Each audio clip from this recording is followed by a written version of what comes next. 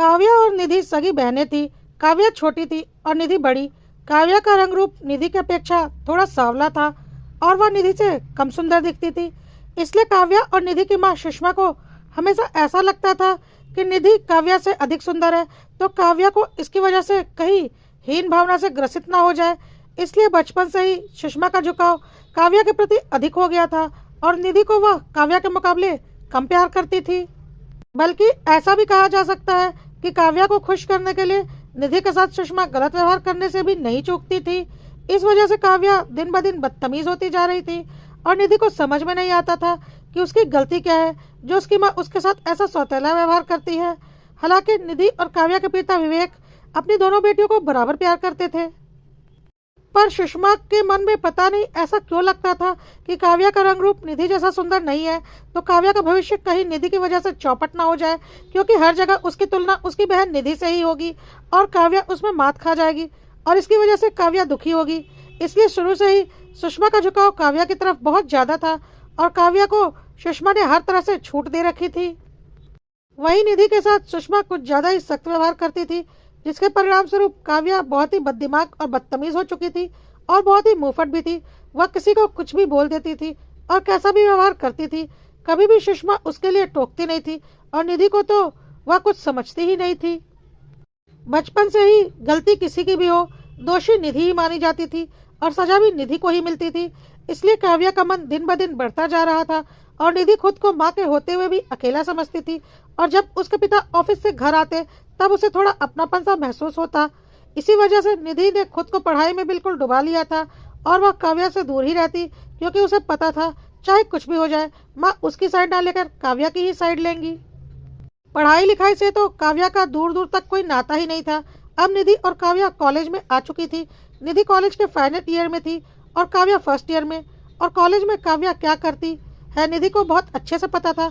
लेकिन वह कुछ भी अपनी माँ से बोलती तो सुषमा उल्टा उसे ही डांट देती और बोलती, तू अपने काम से काम रख, ज्यादा दिमाग चलाने की जरूरत नहीं, मुझे पता है मेरी बेटी कितनी अच्छी है। और काव्या को और शह मिल जाती और वह निधि को जाकर चार बातें और सुना कर आती। जितनी बुरी आदतें हो सकती थी काव्या ने पाल रखी थी। आवारा दोस्त थे उसके, सिगरेट शराब सब कुछ का सेवन उसने शुरू कर दिया था। पढ़ाई लिखाई से कोसों दूर थी वह। मॉडर्न कपड़े पहनने के चक्कर में छोटे से छोटे कपड़े पहनने से भी वह बाज नहीं आती थी। फर्स्ट ईयर में ही उसने कॉलेज में कई बॉयफ्रेंड बना रखे थे, लेकिन सुषमा जी को इन सब से कोई मतलब नहीं था। उन्हें मतलब था तो सिर्फ इससे कि काव्या खुश रहे और उसका आत्मविश्वास बना रहे, उसके अंदर अपने रंग रूप को लेकर किसी प्रकार की कोई हीन भावना ना आए। इसलिए वह काव्या के मेकअप और कपड़ों के लिए काफी पैसे खर्च करती और वह जैसे मेकअप और कपड़े चाहती सब उसे उपलब्ध कराया जाता। साथ ही साथ सुषमा जी निधि को मेकअप लगाने भी नहीं देती। आखिर वह भी एक लड़की थी, उसे भी कभी कभी मन होता था कि वह भी अच्छे से तैयार हो, लेकिन निधि को ना काव्या जैसे अच्छे कपड़े पहनने देती और ना ही मेकअप लगाने देती। उन्हें लगता था कि अगर निधि ने अच्छे कपड़े पहन लिए और मेकअप लगा लिया तो काव्या तो उसके आगे बिल्कुल दिखेगी ही नहीं और फिर मेरी बेटी के अंदर हीन भावना आ जाएगी। निधि तो स्वाभाविक रूप से सुंदर ही है, उसे मेकअप की क्या जरूरत। और ऐसे ही दिन निकल रहे थे। निधि को धीरे धीरे अपनी माँ से नफरत होने लगी थी। बचपन से वह यह सब कुछ देखती आ रही थी, उसे समझ में नहीं आता था कि उसकी गलती क्या है। और सुषमा जी काव्या को कहीं हीन भावना ना हो जाए, सिर्फ इसकी चिंता करते हुए निधि के साथ बिल्कुल सौतेला व्यवहार करने लगी थी। उन्हें लगता ही नहीं था कि निधि भी उनकी अपनी औलाद है और बस काव्या के इर्द गिर्द ही उनकी दुनिया बसती थी। विवेक जी को यह सब बिल्कुल पसंद नहीं था और वह कभी कभी सुषमा जी को समझाते भी तो सुषमा जी का एक ही कहना होता, अरे निधि को कभी किसी बात की कोई कमी नहीं होगी, क्योंकि भगवान ने उसे इतना अच्छा रंग रूप दिया है। लेकिन हमारी काव्या के बारे में सोचो, पता नहीं उसके भविष्य में क्या लिखा होगा, क्योंकि रंग रूप से बहुत कुछ निर्भर करता है। आजकल नौकरी भी अच्छी सुंदर स्मार्ट लड़कियों को ही मिलती है, अच्छे लड़के भी सुंदर स्मार्ट लड़कियों को ही मिलते हैं। तो निधि को तो सब कुछ मिल जाएगा, पर अपनी काव्या के बारे में सोचो। तुम तो इसी तरह से सोचते ही नहीं हो और बस निधि निधि रटते रहते हो, जिसका कि भविष्य सिक्योर है। तुम काव्या का भविष्य सिक्योर करने के बारे में सोचो। विवेक जी बोलते भी थे कि तुम यही सोचते सोचते तो काव्या को पूरी तरह से बिगाड़ चुकी हो। कभी देखा भी है काव्या क्या कर रही है? वह पूरी तरह से हाथ से निकल चुकी है, क्योंकि उसे पता है कि वह कुछ भी करेगी, उसकी माँ उसकी हर हाल में, उसके हर सही गलत में उसका साथ देगी। लेकिन वह दिन ब दिन बदतमीज होती जा रही है। नौकरी तो उसे तब मिलेगी ना जब उसकी पढ़ाई पूरी होगी, तुम्हें लगता है कि वह कभी कॉलेज पास आउट कर पाएगी? तुमने उसे इतना बिगाड़ दिया है कि वह नशे करने लगी है और बस फैशनेबल कपड़े पहनकर कॉलेज जाती है, किसी लायक नहीं बची है। वह तुम्हारे इस नाजायज प्यार की वजह से। रंग रूप तो भगवान के देन है, अपने हाथों की चीज नहीं है, पर परवरिश तो अपने हाथ की चीज है ना। और तुमने उसे ऐसी परवरिश दी कि उसका जीवन ही बर्बाद कर दिया। मुझे बहुत अफसोस होता है कि एक बेटी का जीवन उसकी माँ ने ही बर्बाद कर दिया। लेकिन सुषमा जी को इन सब बातों से कोई फर्क नहीं पड़ता था और वह बोलती, तो जाकर अपनी प्यारी बेटी निधि की फिक्र करो, तुम्हें तो बस निधि से ही लगाव है। विवेक बोलते भी थे, मैं तुम्हारे जैसा नहीं हूँ कि एक बेटी के मोह में पागल हो जाऊं। मेरे लिए जितनी जरूरी निधि है उतनी ही जरूरी काव्या भी है, और निधि से मुझे प्यार है क्योंकि वह हर तरह से काबिल है। लेकिन काव्या को तुमने उस लायक बनाया ही नहीं। तो सुषमा जी का कहना था, तुम्हें निधि इसलिए पसंद है क्योंकि वह खूबसूरत है, और तुम्हें पता है उसकी शादी के लिए तुम्हें कोई खास मशक्कत नहीं करनी पड़ेगी। जब तुम बाप होकर दोनों बेटियों में भेदभाव कर रहे हो तो दुनिया क्यों नहीं करेगी। और विवेक जी चुप हो जाते थे। सुषमा की ऐसी बेतुकी बातें सुनकर सुषमा कभी समझने की कोशिश ही नहीं करती कि वह उसे क्या समझाना चाह रहे हैं और किस तरह से वह काव्या को बर्बाद कर रही है। खैर, विवेक जी को यह बात समझ में आ चुकी थी कि वह कुछ भी नहीं कर सकते। वह निधि को बस एक ही बात बोलते, बेटा तू अपनी पढ़ाई पर ध्यान दे और कुछ बनकर दिखा। काव्या तो पूरी तरह से बिगड़ चुकी है और मुझे कुछ समझती ही नहीं। माँ ने उसे इतनी शह दे दी है। निधि बोलती, मैंने तो कभी जाना ही नहीं कि माँ का प्यार क्या होता है। माँ ने तो मुझे हमेशा इग्नोर ही किया है। विवेक को यह बात बहुत अच्छे से पता थी, पर वह मजबूर थे। सुषमा जी को समझा पाना उनके बस की बात नहीं थी।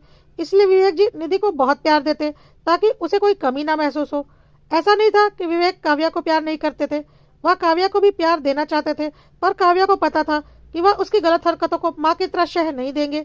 इसलिए काव्या खुद ही विवेक से दूर रहती थी और माँ के मन में यह बात भरती रहती थी कि मैं सुंदर नहीं हूँ, इसलिए पापा मुझे प्यार नहीं करते और सिर्फ निधि को प्यार करते हैं। और सुषमा जी भी इस बात को सच ही मानती। खैर, काव्या धीरे धीरे बहुत ज्यादा बिगड़ चुकी थी और एक दिन काव्या के कॉलेज से फोन आया कि उसे कॉलेज से निकाला जा रहा है। उसने कॉलेज का पूरा माहौल गंदा कर रखा है और कॉलेज में नशे करती है और कॉलेज में ऐसे कपड़े पहन के आती है जो किसी भी तरह से कॉलेज में पहनने के लायक नहीं है। लेकिन सुषमा जी को इस बात से कोई फर्क नहीं पड़ा। उन्होंने ध्यान नहीं दिया और बोला, कोई बात नहीं, हम तुम्हारा दूसरे कॉलेज में एडमिशन करवा देंगे, तुम चिंता मत करो, तुम्हें जैसे अपनी जिंदगी जीनी है जियो। और काव्या फिर और भी ज्यादा बदतमीज हो गई क्योंकि उसकी माँ हर तरह से उसका साथ देती थी। निधि का कॉलेज खत्म हो चुका था और वह सिविल सर्विसेज की तैयारी कर रही थी। इधर सुषमा को लग रहा था कि निधि पढ़ने में काफी होशियार है और अगर वह सिविल सर्विसेज का एग्जाम निकाल लेगी तो फिर उसकी और काव्या की कोई भी पूछ नहीं रह जाएगी, क्योंकि काव्या तो पढ़ने में भी बहुत कुछ खास नहीं है, बल्कि उसने तो पढ़ाई पूरी भी नहीं की है। विवेक का बिजनेस अच्छा खासा चलता था और विवेक के पास पैसों की कोई कमी नहीं थी। इसलिए सुषमा ने सोचा कि सबसे अच्छा होगा, निधि की तो अभी पढ़ाई है, काव्या की किसी बड़े घर में शादी कर दी जाए और निधि से पहले शादी कर दी जाए ताकि वह अपने बड़े घर में आराम से रह सके। क्योंकि अगर निधि की शादी पहले हो गई तो लोग सोचेंगे बड़ी बहन इतनी सुंदर है तो छोटी बहन भी इतनी ही सुंदर होनी चाहिए और काव्या की शादी में दिक्कत होगी। इसलिए निधि से पहले काव्या की शादी करनी जरूरी है। क्योंकि काव्या ने कुछ दिन पहले ही सुषमा को इमोशनल ब्लैकमेल किया था कि मैं तो देखने में भी सुंदर नहीं हूँ और मेरी पढ़ाई भी पूरी नहीं हो पाई है और निधि देखने में भी इतनी खूबसूरत है, ऊपर से पढ़ने में भी तेज है, वह तो आईएएस ऑफिसर बन जाएगी, फिर मुझसे शादी कौन करेगा, मेरी तो जिंदगी निधि की वजह से बर्बाद हो जाएगी। और पता नहीं क्या क्या बातें बोलकर सुषमा को अपनी भावनाओं के जाल में ऐसा फंसाया कि सुषमा ने सोच लिया था कि निधि से पहले वह काव्या की शादी कर देगी, चाहे जितने भी पैसे लगे, काव्या की बड़े से बड़े घर में शादी करेगी। उसने विवेक से इस बारे में बात की और बोला कि तुम अपनी एक बेटी की शादी में कितना खर्च कर सकते हो। तो विवेक ने बोला, मैं दहेज के सख्त खिलाफ हूँ और मैं किसी की शादी में कुछ खास खर्च करने वाला नहीं हूँ। हाँ, मेरी 2 बेटियां हैं तो मेरा जो कुछ भी है मेरे बाद उन दोनों में बराबर बराबर बट जाएगा, लेकिन शादी में दहेज के नाम पर मैं कुछ भी नहीं देने वाला। तो सुषमा जी ने बोला, यह कैसी बातें कर रहे हो, बिना दहेज के तुम्हारी बेटियों से शादी कौन करेगा। विवेक ने बोला, क्यों, क्या मेरी बेटियां काबिल नहीं है, निधि तो कुछ दिनों में यूपीएससी निकाल ही लेगी। और रही काव्या की बात, काव्या को तुमने इस लायक बनाया ही नहीं कि वह कोई नौकरी कर सके, ऊपर से उसे इतना बिगड़ैल बना दिया। लेकिन फिर भी ऐसा नहीं है कि उसकी शादी नहीं होगी, उसकी भी शादी होगी, लेकिन दहेज से नहीं। मैं कोशिश करूंगा कि अच्छी से अच्छी शादी तय करूं। हाँ, मेरी जो भी संपत्ति है मैं उसकी विल बना कर जाऊंगा कि हम दोनों के बाद वह सारी संपत्ति मेरी दोनों बेटियों में आधी आधी बांट दी जाए। सुषमा जी विवेक जी की बात सुनकर नाराज हो गई और बोली, पगला गए हो क्या तुम, निधि को किसी चीज की कोई कमी नहीं है, रंग रूप भगवान ने उसे भर भर कर दिया है, ऊपर से पढ़ाई लिखाई में भी वह बहुत अच्छी है, उसे तो आईएएस बनना ही है। ऊपर से रंग रूप से इतनी खूबसूरत है कि उसे तो अच्छे से अच्छा लड़का मिल जाएगा। लेकिन हमारी काव्या ऐसी नहीं है, और काव्या के लिए हमें लड़का खोजना नहीं, खरीदना पड़ेगा। तो तुम बराबर बराबर बंटवारे की बात तो भूल ही जाओ, और जितना हो सके उतना दान दहेज देकर अपनी काव्या के लिए बड़े से बड़े घर में शादी तय करो। मैं नहीं चाहती कि हमारे बाद काव्या की जिंदगी ऐसे अकेले गुजरे। जितने पैसे लगते हैं लगाओ, लेकिन मेरी काव्या किसी बड़े घर में महारानी की तरह विदा होनी चाहिए। विवेक ने बोला, दिमाग ठीक है तुम्हारा? दहेज से अपनी बेटी की खुशियां खरीदना चाहती हो? क्या कभी सुना है दहेज से किसी की बेटी की खुशियां खरीदी गई हैं? दहेज तो हमारे समाज का एक कलंकित सच है, और यह कभी भी किसी को खुशी नहीं दे सकता। तुमने काव्या के पालन पोषण में बहुत गलतियां की हैं। रंग रूप अपनी जगह है और संस्कार अपनी जगह। तुमने तो काव्या को कभी कोई संस्कार दिए ही नहीं, और चाहती हो कि उसकी अच्छे से अच्छे घर में शादी हो जाए। रंग रूप तो समय के साथ ढल जाता है, और संस्कार जीवन भर साथ रहते हैं। हमारी निधि रंग रूप में तो अच्छी है ही, संस्कारों से भी भरी पूरी है। अगर काव्या को भी तुमने निधि जैसा बनाया होता, उसकी मनमानियों को शह ना दी होती, तो तुम्हें इतनी परेशानी नहीं होती। खैर छोड़ो, अभी वक्त है, काव्या को समझाओ। और रही शादी की बात, तो पहले निधि की शादी होगी, उसके बाद काव्या की, क्योंकि निधि बड़ी है, लेकिन अभी निधि पढ़ाई कर रही है। तो अभी तो 3-4 साल शादी की बात भूल ही जाओ। उसके बाद निधि की शादी होगी, और तब काव्या की। लेकिन सुषमा जी के दिमाग में कुछ और ही खिचड़ी पक रही थी। उन्हें लग रहा था कि अगर निधि की शादी पहले हो गई तो उनकी काव्या से कोई शादी नहीं करेगा, क्योंकि बड़ी बहन इतनी खूबसूरत और काबिल रहेगी, तो सब तुलना तो करेंगे ही कि छोटी बहन भी वैसी ही हो। लेकिन वह चाहती थी कि निधि की शादी से पहले काव्या की शादी कर दी जाए।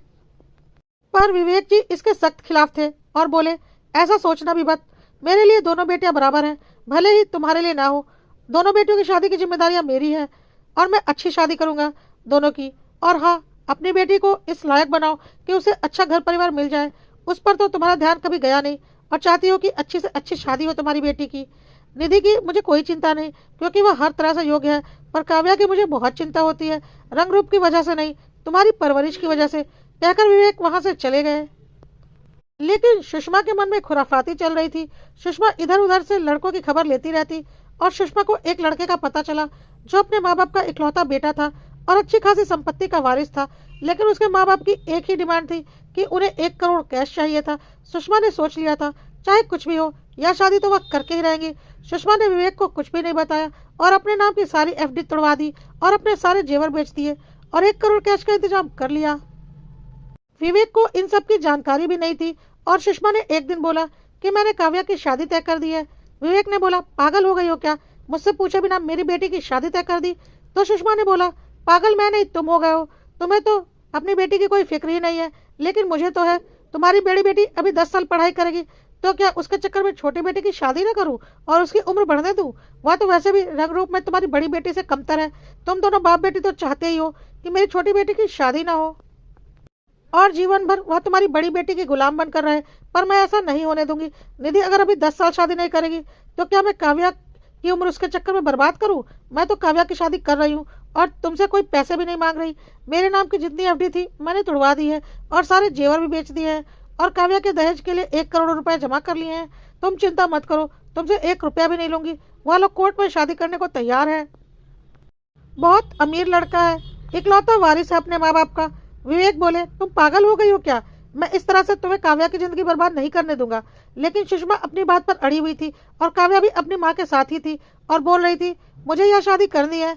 निधि ने भी यह सब कुछ सुन लिया, और निधि को बहुत गुस्सा आया। एक तो बिना सोचे समझे काव्या की शादी तय कर दी, और काव्या खुद भी खुशी खुशी इस शादी को करने के लिए तैयार है। और दूसरा, निधि के बड़े होते हुए भी पहले छोटे बहन की शादी तय कर दी। आज तक माँ ने जो कुछ भी किया था, निधि ने चुपचाप बर्दाश्त किया था, पर इस बार माँ हद से ज्यादा बढ़ गई थी।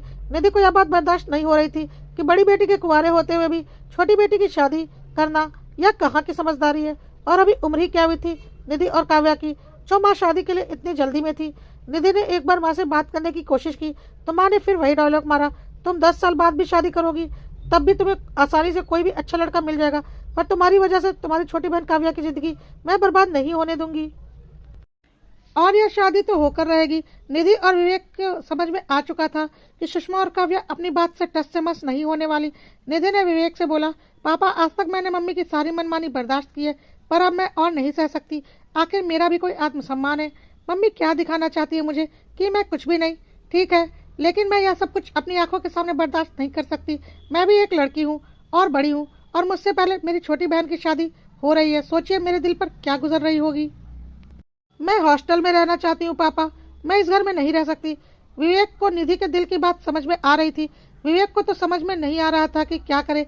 एक तरफ निधि का दुख जो कि जायज भी था, दूसरी तरफ काव्या की जिंदगी बर्बाद होने के कगार पर थी और काव्या खुद इस बर्बादी के लिए तैयार थी। अगर काव्या एक बार भी मना करती तो विवेक कुछ भी करके यह शादी नहीं होने देते, लेकिन वह तो खुद इस बर्बादी की भागीदार थी। विवेक ने निधि से बोला, बेटा तू हॉस्टल चली जा, मैं सारा इंतजाम कर देता हूँ, तू वहीं से अपनी पढ़ाई कर। यहाँ के बारे में मत सोचना, यहाँ आने की कोई जरूरत नहीं। मुझे पता है यहाँ आने से तुझे सिवाय दुख के कुछ नहीं मिलेगा। जब मेरा दिल करेगा मैं तुझसे मिलने आ जाऊंगा या तू मुझसे मिलने मेरे ऑफिस आ जाया करना। तुझे घर आने की कोई जरूरत नहीं। सुषमा जी ने एक बार भी निधि को रोकने की कोशिश नहीं की और निधि हॉस्टल में शिफ्ट हो गई। इधर सुषमा जी ने काव्या की शादी अपने मनचाहे लड़के से करवा दी, 1 करोड़ रुपए दहेज देकर, और काव्या अपने ससुराल चली गई। काव्या तो बदतमीज और बदजुबान थी ही, दामाद भी उसी तरह का मिला। दोनों के दोनों एक नंबर के नशेबाज थे। जैसे बेटी दिन भर नशे में डूबी रहती थी, वैसे ही दामाद भी नशे में डूबा हुआ था और उसकी फैमिली बैकग्राउंड भी वैसी ही थी। कुल मिलाकर बहुत ही घटिया परिवार था। काव्या की शादी हो चुकी थी, कुछ दिन तो सब कुछ ठीक ठाक चला। उसके बाद बात बात पर उसका पति उसके रंग रूप का मजाक उड़ाने लगा और उसके सास ससुर भी इस पर शामिल रहते और बोलते, तेरी माँ ने अगर पैसे नहीं दिए होते तो क्या हम तेरे जैसी बदसूरत और अनपढ़ लड़की को अपने घर की बहू बनाते। और यही सब बोल बोलकर रोज काव्या का अपमान होता। अपमान के घूंट पीकर वह और नशे में डूब जाती और कभी कुछ जवाब देती भी तो वह लोग बोलते, तेरे जैसे अनपढ़ से और उम्मीद भी क्या की जा सकती है। पढ़ाई लिखाई तो तूने की नहीं, रंग रूप तेरे पास है नहीं। पढ़ाई लिखाई होती तो भी कुछ बात होती, तेरी औकात क्या है मेरे सामने। दिमाग तो तेरे पास है नहीं, दिमाग होता तब तो तूने पढ़ाई की होती। रंग रूप का क्या है, वह तो दूसरे नंबर पर आता है, पहले नंबर पर तो दिमाग आता है। तूने किया क्या है, सिर्फ नशेबाजी और मॉडर्न कपड़े पहनकर कॉलेज के चक्कर लगाना।